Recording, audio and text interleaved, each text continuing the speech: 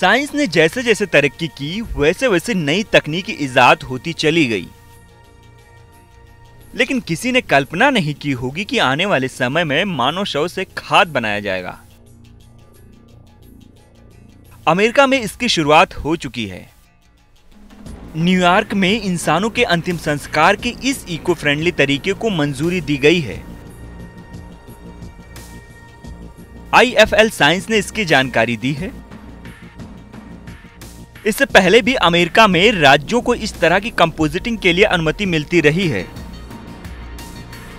मानव शव से खाद बनाने की प्रक्रिया को ह्यूमन कंपोजिटिंग कहा जाता है। दुनिया के कई हिस्सों में मुर्दों से खाद बनाने का यह तरीका जोर पकड़ रहा है। जानिए ऐसा करने की नौबत क्यों आई और शव से खाद बनाने की क्या प्रक्रिया है। शव को नेचुरल ऑर्गेनिक रिडक्शन की प्रक्रिया से गुजारा जाता है। उसके बाद शव को सॉफ्ट टिश्यू यानी कि नर्म उत्तक खाद में बदले जाते हैं। शव को जैविक मिश्रण के साथ एक चैम्बर में रखा जाता है। शव को करीब 30 दिन तक चैम्बर में रखा जाता है। फिर शव धीरे धीरे उपजाऊ मिट्टी में बदल जाता है।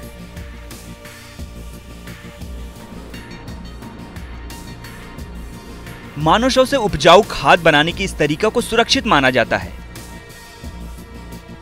जानकारों का कहना है कि इस तरीके से प्रोसेसिंग में अधिकांश रोगजनक नष्ट हो जाते हैं। हालांकि कुछ ऐसी बीमारियां हैं जिससे मौत होने के बाद शव को मिट्टी बनाने की प्रक्रिया नहीं की जाती है। शव से खाद बनाने के दौरान इस बात का ध्यान रखा जाता है कि किसी तरह का एनवायरमेंट नुकसान ना हो। वाशिंगटन साल 2019 में ह्यूमन कंपोजिटिंग को मंजूरी देने वाला पहला अमेरिकी राज्य बना था। इसके बाद कैलिफोर्निया, कोलोराडो, ऑरेगन और न्यूयॉर्क इस सूची में शामिल हो चुके हैं। जानकारों का मानना है कि पर्यावरण के अनुकूल विकल्प के तौर पर ह्यूमन कंपोजिटिंग को काफी लोकप्रियता मिल रही है।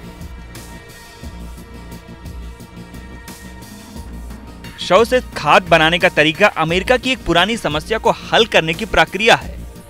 दरअसल अमेरिका में करीब 10 एकड़ जमीन शमशान घाट के लिए सुरक्षित रखी गई है।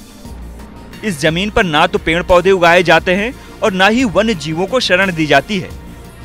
वहीं हर साल लगभग 40 लाख एकड़ जमीन ताबूत और शव को रखने वाले संदूक बनाने में नष्ट हो जाता है।